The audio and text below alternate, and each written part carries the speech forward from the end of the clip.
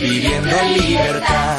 Raíces, firmes en la verdad. Raíces, viviendo en santidad.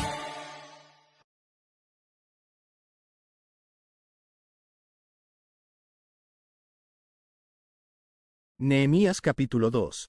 Artajerjes envía a Nehemías a Jerusalén.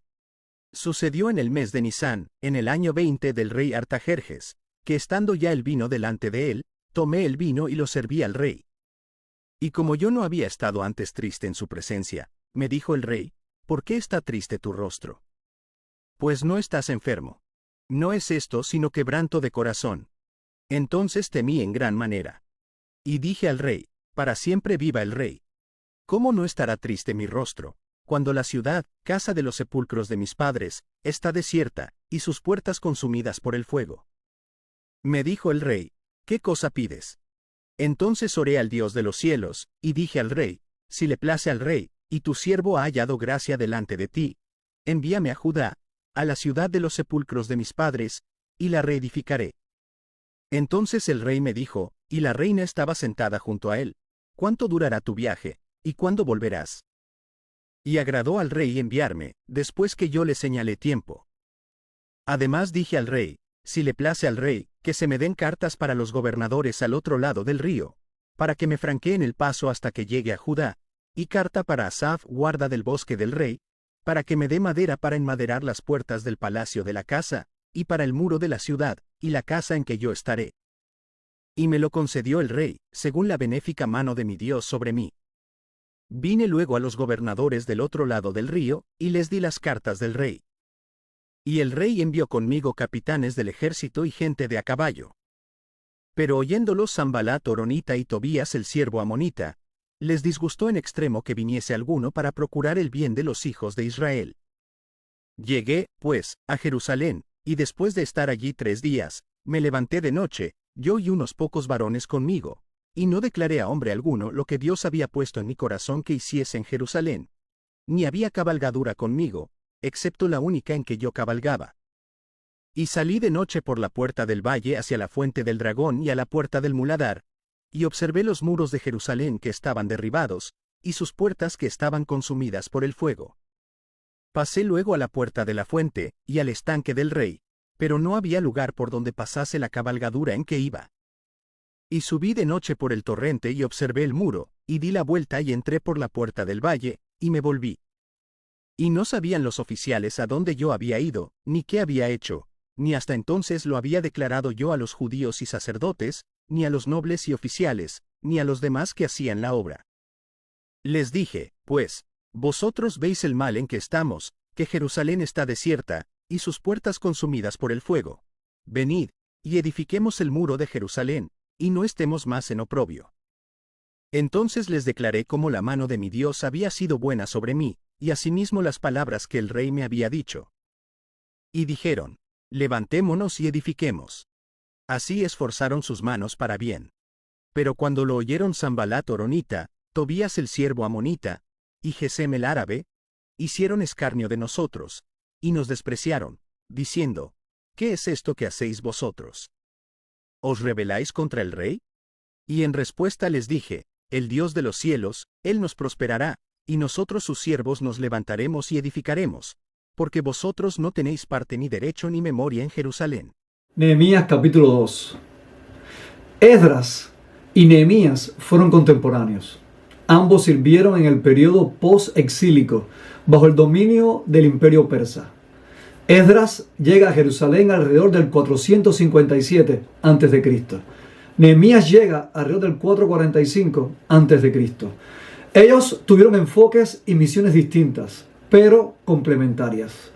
Juntos nos muestran cómo Dios restaura primero el corazón, luego la vida comunitaria de su pueblo. Y todo esto sucedió en el periodo después del exilio. En algún momento ellos trabajan juntos. Esto lo veremos en el capítulo 8 de Nehemías. Esdras, como estudiamos, era escriba, sacerdote, maestro de la ley. Dios lo usó para traer una restauración espiritual y doctrinal del pueblo. Él se enfocó en la restauración interna, corazón, doctrina y obediencia. En cambio, Nehemías era copero del rey Artajerjes, gobernador de Judá, y él se enfocó en la restauración comunitaria con un liderazgo práctico que trajo seguridad, identidad nacional y un testimonio ante las naciones. A pesar de nuestros roles en el reino, siendo diferentes, pero uno en Cristo, podemos estar convencidos que Dios nos usa para edificar a su pueblo, consolidar su obra y vivir para la gloria de su nombre. Esto es lo que aprendemos de estos dos grandes hombres de Dios en un momento puntual de su historia, trayendo bendición para su pueblo. Esdras nos enseña a volver a la palabra. Nehemías nos enseña a edificar con obediencia. Dios usó a ambos para un mismo propósito: restaurar a su pueblo. En el versículo 1 de este capítulo 2, vemos que en el mes de Nisán, en el año 20 del rey Artajerjes, que estando ya el vino delante de él, tomó el vino y lo servía al rey. Y como yo no había estado antes triste en su presencia, este evento es lo que desenlaza todo lo que va a estar desarrollándose en este capítulo 2. La pregunta que nos pudiéramos hacer: ¿por qué Nehemías hace tanto énfasis en los tiempos? Esto es algo que no podemos perder de vista. Se nos habla del mes de Kisleyu, finales de noviembre, diciembre, cuando Nehemías recibe la noticia de la ruina de Jerusalén. El clima en Jerusalén era el inicio del invierno. Era frío, había lluvias frecuentes. Esto implica que no es una época de hacer largos viajes y mucho menos de construcción. Para Nehemías, en el capítulo 1, cuando él recibe esta información, entiende de que es un tiempo de espera, de oración y de preparación. Ahora, en el capítulo 2 vemos otra referencia al tiempo, el mes de Nisán, que equivale a aproximadamente marzo o abril. ¿Cómo era el clima en ese tiempo? Era primavera, era un clima templado y era el momento ideal para viajes y, ¿por qué no?, también para construir. Un detalle interesante de este mes de Nisán fue el mismo mes cuando comenzó el Éxodo. Dice Éxodo 13:4, hoy salís en el mes de Abib. Abib es el nombre antiguo cananeo o hebreo, que significa espigas tiernas o grano verde. Describe la estación agrícola. Nisán, que es el que se nos habla acá en Nehemías, es el nombre babilónico, pero del mismo mes. Comienza a usarse después del exilio. Y también vemos que en este mes, a pesar del éxodo, también fue el mes donde se instauró la Pascua, y este mes es el primero de todos los meses. Implica un nuevo comienzo. Que nunca se nos olvide que Dios tiene un tiempo propicio y exacto para actuar. ¿Cuánto tiempo pasa entre Kisleyu y Nisán? Aproximadamente 4 meses. Durante esos 4 meses, Nehemías lloró, ayunó, oró. Un detalle muy importante: planeó, esperó el tiempo de Dios. Dios nunca actúa apresuradamente, pero tampoco tarde. El llamado llega en Kisleyu, la comisión llega en Nisán. El proceso espiritual ocurre entre ambos. Quizás también tú pudieras preguntarte hoy: ¿estoy en mi Kisleyu? Lágrimas, espera, oración. Pero déjame decirte, si esta es tu condición, ya Dios ha fijado en su soberanía tu Nisán, que es un tiempo de acción, de avance y de restauración. No te desesperes en el invierno. Dios prepara la primavera. La oración escuchada es contestada, tanto la del capítulo 1 como también la del capítulo 2. Y vemos en el versículo 2, después de este incidente, que el rey le dice a Nehemías: ¿por qué está triste tu rostro? Pues no estás enfermo.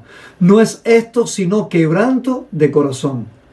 Entonces dice la escritura que Nehemías temió en gran manera. ¿Qué estamos viendo acá? Dios proveyendo la oportunidad en el momento preciso para que se desatase lo que Dios tenía previsto para la vida de Nehemías. Y mire qué idóneo era este instante. El rey nota su tristeza. El rey pregunta, ¿qué te sucede? Y lo más glorioso, el rey ofrece una solución, diciéndole en los versículos posteriores, ¿qué pides? Cuando Dios proveyó el momento preciso, Nehemías no lo desperdició. Él estaba atento a los tratos de Dios y cómo Él movería todo para el cumplimiento de su propósito. Desde Quisleyú hasta Nisán pasaron 4 meses. Pudiéramos decir que fue una oración demorada. Miremos los detalles. No era el tiempo por el clima, como ya lo hemos dicho. Nehemías no tenía un plan bien concebido. Era el momento para recogerse espiritualmente, ser sensible a los tratos de Dios y, ¿por qué no?, también a los tiempos de Dios. Una verdad crucial de este tiempo de espera es que aun cuando Nehemías está triste, está activo. Y podemos decir que Nehemías está activo porque tenía el tiempo coordinado, previsto de ir y de regresar. Porque cuando el rey pregunta qué tiempo te tomará, él da una respuesta. Nehemías pide carta para los gobernadores al otro lado del río, para que les franqueen el paso hasta que llegue a Judá. Entendía los peligros y los escollos del camino y por eso ya había concebido una guardia personal.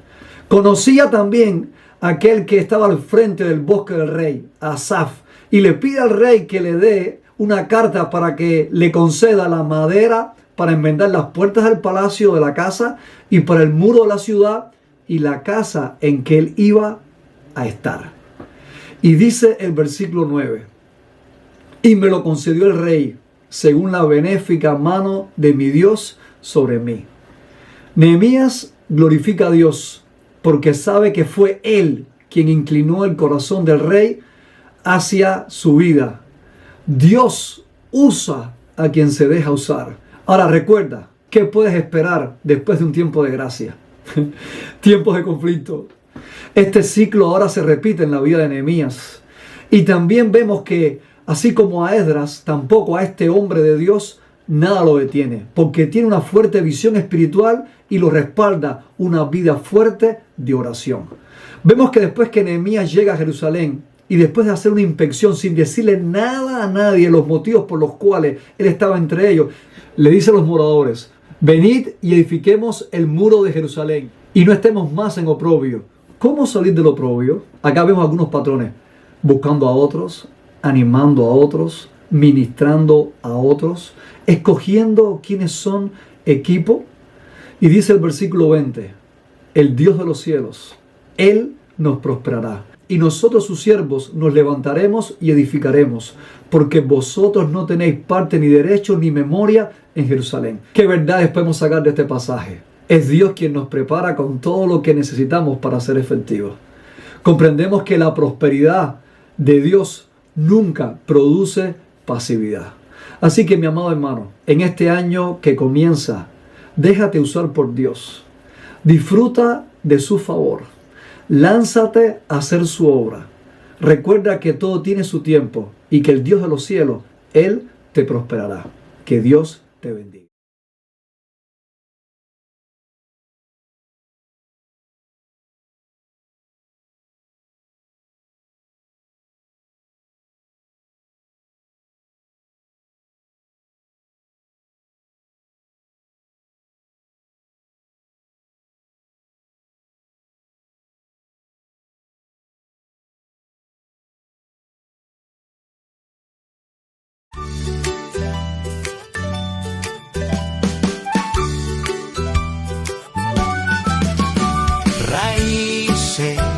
Firmes en la verdad, raíces, viviendo en libertad, raíces, firmes en la verdad, raíces,